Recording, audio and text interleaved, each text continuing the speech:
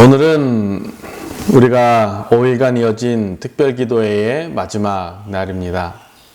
여러 가지 상황 가운데 새벽이면 새벽, 밤이면 밤마다 이 은혜의 자리를 지키고 하나님 앞에 간절히 기도했던 여러분들 모두에게 하나님의 은혜가 가득하기를 간절히 축복합니다. 우리가 삶을 살다 보면 다시 한번 고백할 수밖에 없게 되죠. 이 모든 것이 하나님의 은혜입니다. 다들 비 오는 날이나 추운 겨울 아침에 운전을 해보신 적이 있을 겁니다. 물론 호주에서는 이 추운 겨울 아침이라고 해서 한국처럼 눈이 오는 것은 아니지만 한국에서는 눈이 쌓여있는 그 아침을 경험할 수가 있죠. 차에 타서 시동을 걸려고 출발하는데 이 아침에 비 오는 날에, 특별히 비 오는 날에 운전을 하다 보면 앞유리에 뿌옇게 김이 서리는 경우들이 있습니다. 손으로 쓱 문질러 봐도 금세 다시 이 앞에 창문이 뿌옇게 김이 서리죠. 그래서 앞에 시야가 확보가 잘 안 됩니다. 그럴 때 우리가 참 많이 답답하고 불안하죠. 아무리 길이 넓게 뚫려 있어도 내 눈앞에 유리가 가려워져 있으면 한 발자국도 앞으로 나가기가 무섭습니다. 이때 필요한 것이 뭐냐면 밖에 나가서 이 안에 있는 뿌연 김을 닦을 수가 없죠.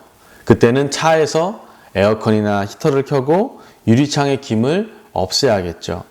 그래야 비로소 길이 온전히 보이고 우리가 안전하게 운전할 수 있기 때문입니다. 오늘 본문에 등장하는 엠마오로 가던 제자들의 모습이 이와 같아 보입니다.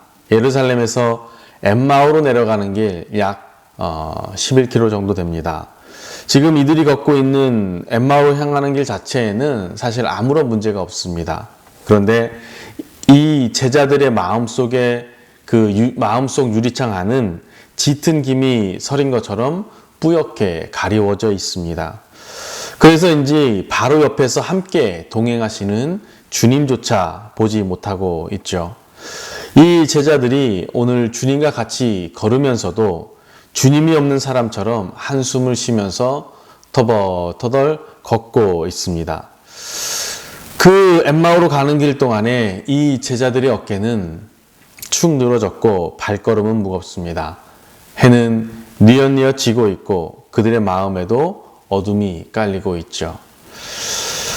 어쩌면 엠마오로 향하는 제자들의 모습이 우리와 항상 동행하시는 예수님의 존재를 보지 못하고 힘들다고 슬프다고 절망하는 우리의 모습일지 모릅니다. 오늘 우리는 이제 우리 안에 이 뿌옇게 흐려진 마음의 문이 부활의 주님을 통해서 깨끗이 닦이고 새롭게 되는 시간 되기를 간절히 소망합니다.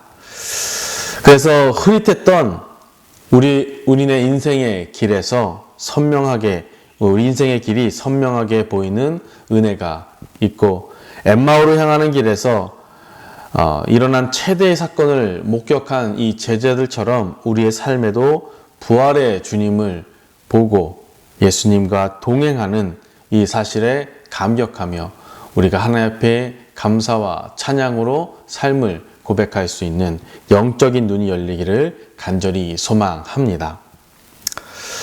지금 두 제자는 길을 걸으면서 계속 이야기하면서 가고 있습니다. 주제는 당연히 예수님이었습니다. 그들은 아직도 예수님이 지금 이렇게 십자가에서 죽으셨다는 사실이 너무나도 믿겨지지 않았습니다. 예수님이 십자가에서 너무 허무하게 죽으셨다라고 생각을 한 겁니다. 그래서 서로 이야기를 하면서도 우리는 예수님이 이스라엘을 구원할 자라고 믿었는데 예수님이 저렇게 허무하게 돌아가시다니. 이렇게 한탄하고 길을 걷는 그들에게 예수님이 함께 동행하시죠. 그런데 성경은 그때 제자들의 모습을 오늘 말씀 가운데 이렇게 표현을 하죠. 그들의 눈이 가리워져 그인 줄 알아보지 못하거늘. 지금 엠마오로 가는 제자들이 예수님의 죽으심을 한탄하면서 지금 자신들이 처한 상황이 최악의 비극적 상황이다라고 지금 생각을 하고 있는 겁니다.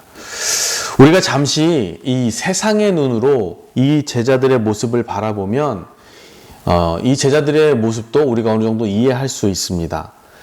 예루살렘에서 지금 쫓겨나듯이 도망치면서 3년간 예수님을 따라다니다가 이제는 예수님을 따라다녔다는 이유로 사람들의 손가락질과 표적이 된 것이죠. 이것만 보아도 이 제자들의 삶이 실패한 인생처럼 보입니다. 인간적으로 보면 그들의 축 처진 어깨가 이해가 안 가는 것도 아닙니다.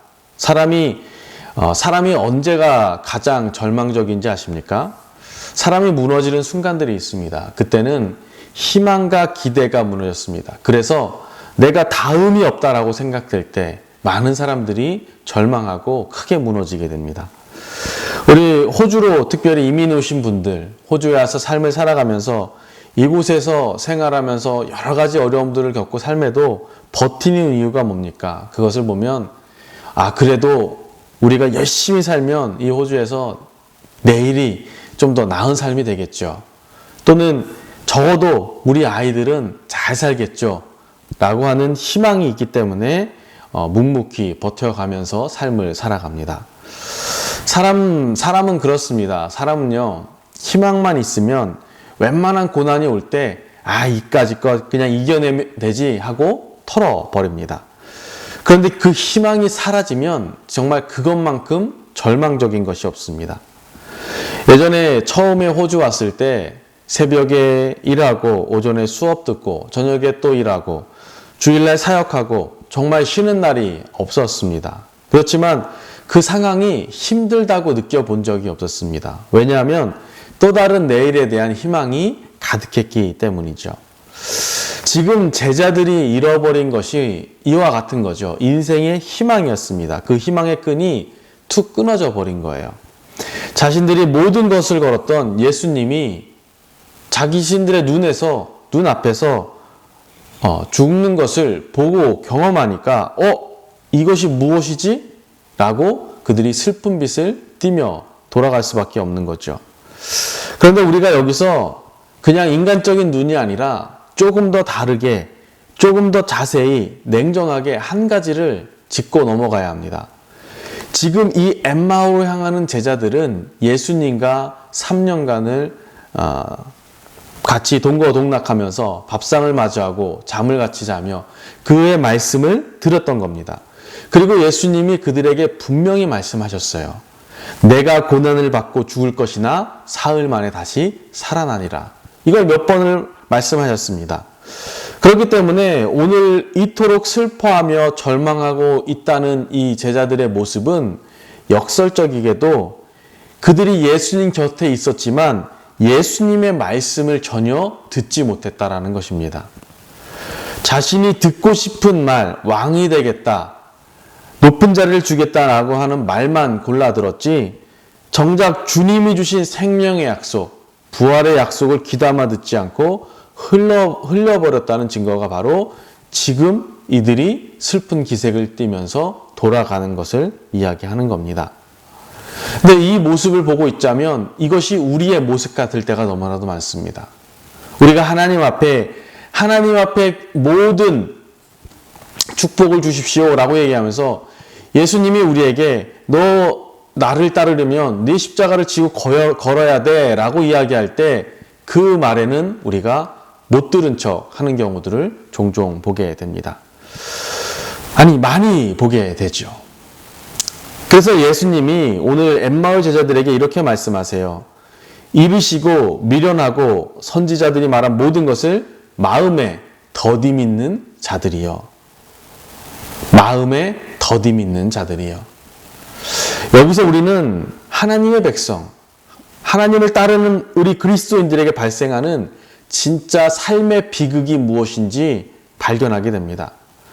이 믿음의 사람들은요, 상황이 망해서 또는 삶이 어려워졌다고 그것이 비극이 아닙니다. 실패했다고 비극이 아니에요. 우리에게 진짜 비극은 뭐냐면 예수님이 내 옆에 와 계신데도 내 생각에 갇혀서 내 절망에 취해서 그분을 보지 못하고 계속해서 나는 망했어. 아, 내 인생은 정말 너무나도 힘든 인생이야. 라고 울며 더듬이는 것이 진짜 비극입니다. 여러분 한번 생각을 해보세요. 목말라 죽어가면서도 바로 옆에 있는 샘물을 보지 못해서 목말라 죽어간다면 이거 정말 비극이잖아요. 그런데 지금 제자들의 모습이 그래요. 그리고 이 땅을 살아가면서 예수님이 우리 함께 하심을 바라보지 못하고 살아가는 우리 그리스도인들의 모습도 이와 같다라는 거죠. 생명의 주님을 옆에 두고 죽음의 노래를 부르고 있다라는 것입니다. 이것이 영적인 눈이 닫힌 자가 겪게 되는 진짜 비극입니다. 주님이 안 계신 게 아니에요. 주님의 능력이 없는 게 아니죠. 문제의 열쇠를 가지고 계신 주님에 계신 분이 주님이 내 옆에 계시는데 나와 함께 하시는데 그럼에도 불구하고 나는 안 됐어. 이번엔 끝났어. 라고 하면서 스스로 눈을 감고 있는 것, 절망하는 것, 그것이야말로 믿는 자들에게 최고의 비극이라는 것입니다. 그래서 여러분 우리는 영적인 눈을 열고 주님이 동행하심을 바라봐야 합니다. 그래야 믿음의 살 수 있는 것입니다. 이제 날이 저물어서 그들이 예수님을 모시고 집에 들어가죠. 그리고 식탁에서 이 결정적인 순간을 맞이합니다. 자연스럽게 식사가 시작됐는데 여기에 30절을 보니까 이렇게 말씀해요.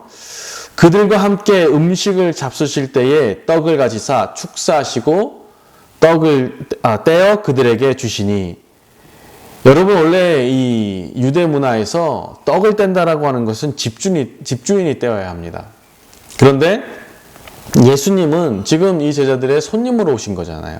그런데 예수님이 떡을 잡으십니다. 그리고 떼시죠. 손님이 주인이 되는 순간이에요.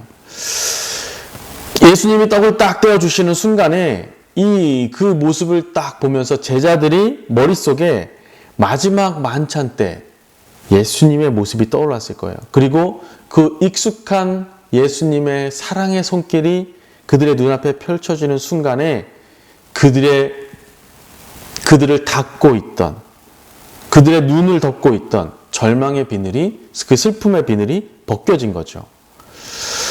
우리가 여러분 언제 영적인 눈이 열리는 줄 아십니까? 그때 우리가 영적인 눈이 열리는 순간은 내가 내 인생의 주인이 되어서 살 때는 내 영적인 눈이 안 열립니다. 볼 수가 없어요. 옆에서 보고, 누워서 보고, 위에서 보고, 쌍안경으로 보고, 현미경으로 봐도 안 보여요. 하지만 주님께 내 삶의 식탁, 내 삶의 운전대를 내어드릴 때 날마다 베푸시는 그 익숙한 은혜를 우리가 다시 기억해낼 때 우리의 영적인 눈이 열리게 됩니다. 그렇게 우리의 모든 것을 온전히 예수님께 맡길 수 있는 그 믿음의 모습으로 설 때 영적인 눈이 열리고 예수님께서 우리에게 행하신 것을 보게 되죠. 31절에 이렇게 말씀해요. 그들의 눈이 밝아져 그인 줄 알아보더니 예수는 그들에게 보이지 아니하시는지라. 깨달음이 떠지는 순간 그들의 닫힌 눈이 활짝 열렸습니다. 이게 눈이 열리니까 이제 더 이상 문제가 되지 않죠. 예수님이 살아계신 것을 보았는데 무엇이 더 두렵겠습니까? 여러분이 우리가 읽었던 동화 중에 어렸을 때 이런 동화를 많이 읽으셨을 거예요. 그 모리스 마테르링크의 그 소설이었던 파랑새, 이 이야기를 잘 아실 거라 생각을 합니다. 우리가 어릴 때 동화로 많이 읽잖아요. 이 소설의 주인공인 틸틸과 미틸은 행복을 가져다 준다는 파랑새를 찾기 위해서 온 세상을 찾고 또 헤매고 돌아다니죠. 그래서 과거로도 가보고 미래로도 가보고 화려한 궁정에도 가보고 또 묘지에도 가보고 숲도 가보고 다 돌아다니지만 파랑새를 결국 잡지 못하고 지친 몸으로 집에 돌아오게 되죠.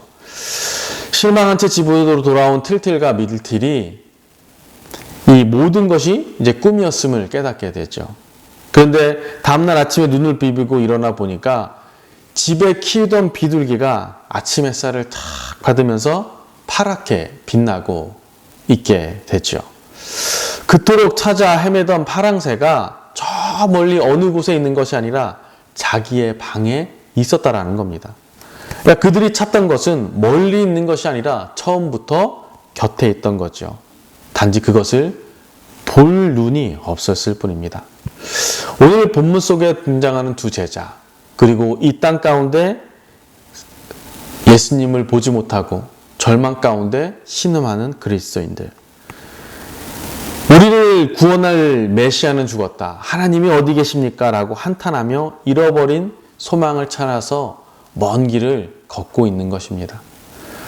그런데 여러분, 예수님은 어디에 계십니까? 먼 미래에 계시지 않습니다. 우리가 흔히 착각하는 것이 예수님은 저 먼 곳에서 우리를 삶을 이렇게 인도하실 것이라고 생각을 해요. 그런데 그렇지 않죠. 예수님은 지금 이 순간 우리와 함께 하셨습니다. 무덤에서 다시 살아나셔서 그 지친 발걸음 옆에서 나란히 걷고 계시다라는 거죠. 문제는 예수님이 안 계시다라고 한 예수님의 부재가 아니라 곁에 계신 주님을 알아보지 못하는 우리의 닫힌 눈과 어두운 마음이라는 것입니다. 우리 눈에 보이지 않는다고 해서 주님이 계시지 않은 것이 아니고, 내가 느끼지 못한다고 해서 주님이 떠나신 것이 아닙니다. 주님은 단 한순간도 여러분을 홀로 두신 적이 없습니다. 마음에 소원하기는 오늘 이 아침 같이 예배하는 여러분, 그리고 영상으로 함께하는 모든 이들에게 이 영적인 눈이 열리기를 간절히 축원합니다. 그래서 언제나 내 옆에 계신 예수님을 발견하고, 나는 예수님이 언제나 함께하는 사람이구나, 나는 예수님의 사랑을 받는 자구나 라고 하는 이 감격의 고백이 여러분의 입술 가운데 터져 나오기를 진심으로 축복합니다. 이제 눈이 열린 이 제자들에게 나타나는 변화가 있습니다. 이 영적인 눈이 딱 열린 사람들에게 나타나는 확실한 변화가 있어요. 그건 뭐냐면 삶의 행동입니다. 33절을 보니까 이렇게 말씀해요. 곧 그때로 일어나 예루살렘으로 돌아가 보니. 곧 그때로. 지금 밤이 한밤이에요. 몸이 피곤해요. 예루살렘에 이 예수님이 죽었고 자신들이 핍박받는 곳입니다. 예루살렘이라는 곳은. 그런데 눈이 열리고 가슴에 불이 붙으니까 이 제자들이 망설이질 않는 거예요. 밥 먹던 숟가락도 탁 내려놓고 즉시 일어나서 가는 거죠. 그 도망쳐 나왔던 그 길, 패배에 젖었던 그 길을 거슬러서 예루살렘으로 달려가는 겁니다. 이것을 우리는 회복이라고 말하는 겁니다. 그러니까 진정한 은혜는 우리가 교회 안에서 이 눈물을 흘리고 끝나는 것이 아닙니다. 이 예배를 드리고 나서 예배 안에서 감격하고 은혜를 받은 것에서 끝나는 것이 아닙니다. 눈물을 닦고 문을 박차고 나가서 내가 포기했던 그 삶의 현장에서 내가 예수님을 능력에 힘입어 이 세상 앞에 예수 그리스도의 이름을 선포하며 살아가는 것입니다. 그래서 가서 무엇을 해야 되냐? 여러분, 예수님은 하나님의 아들입니다. 다시 살아나셨습니다. 예수님을 증언하는 증인이 되어야 하는 겁니다. 제가 이 말씀을 준비하면서 교회를 세워오며 지나왔던 지난 시간들을 곰곰이 돌이켜 보았습니다. 우리 성도님들이 잘 아시다시피 이 교회가 세워진 지 이제 4개월이 넘었습니다. 이제 2025년 이 4개월의 시간 동안에 제 마음속에도 엠마오로 내려가던 제자들과 같은 두려움이 있었습니다. 한국 사람도 많지 않은 이곳에서, 아무런 연고도 없는 이곳에서 아무런 도움도 없이 교회를 세우면서 이거 맨 땅에 헤딩하듯이 시작했다가 아무도 이곳에 오지 않고 예배하지 않으면 그냥 평안한 길, 안정된 길로 가는 게 더 낫지 않을까. 끊임없이 들려오는 이 목소리가 있었으며 제 안의 목소리죠. 마치 이 제자들처럼 제 마음도 자꾸만 현실의 안락함이 있는 곳으로 가고 싶었던 겁니다. 눈앞에 보이는 하나님의 약속보다는 현실 속에서 바라보는 이 현실의 계산기가 더 크게 보였기 때문이죠. 그런데 기도 중에 주님께서 저의 닫히신 문을 탁 열어주시는 순간이 있었습니다. 그것은 뭐냐면 제 눈앞에 닫힌 현실의 모습이 아니라 이 시드니 땅에서 죽어가는 영혼들, 방황하는 영혼들, 그들을 보였습니다. 그리고 제가 마음에 뜨거운 불을 던지셨어요. 너는 혼자가 아니다. 내가 너보다 앞서가서 문을 열 것이다. 너는 가서 생명의 문을 열어라. 그 말씀이 제 마음에 탁 받는 순간에 제 영혼에 이 김이 서려 있던 영혼의 마음의 창문이 깨끗이 닦여졌습니다. 그리고 두려움이 사라졌죠. 그래서 저는 이곳에 주의 언약교회라는 사명을 가지고 교회를 세울 수 있게 되었습니다. 만약 그때 제 눈이 현실에만 머물러 있었다면 오늘 우리가 함께 드리는 신년 기도회는 없었을 겁니다. 주님의 동행하심을 보았고 주님과 함께 하시는 것을 경험했기 때문에 이 은혜의 자리에 서 있는 거죠. 이것은 단지 저만의 고백이 아니라고 생각을 합니다. 지금 삶을 살아가는 여러분들의 삶에도 여러 가지 모습들의 문제들이 있을 겁니다. 비자의 문제를 겪는 분도 계실 거고, 자녀의 문제로 심란한 분도 있을 거고, 가정의 문제로, 가정의 불화로 겪는 분도 있을 거고, 금전의 문제로 그만두고 싶다, 도망가고 싶다라고 하는 마음을 갖고 있는 분도 있을 겁니다. 그렇게 생각하면서 엠마오로 향하는 분들이 계실 겁니다. 하지만 오늘 주님이 여러분의 눈을 여시면 다시 일어날 수 있습니다.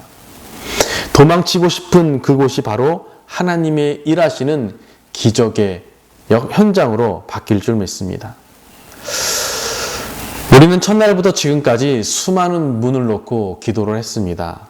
구원의 문, 내 삶을 채운 축복의 문, 꽉 막힌 이 문제의 문, 그리고 견고한 이 진과 같은 문들, 그 모든 문들을 열어달라고 기도했습니다.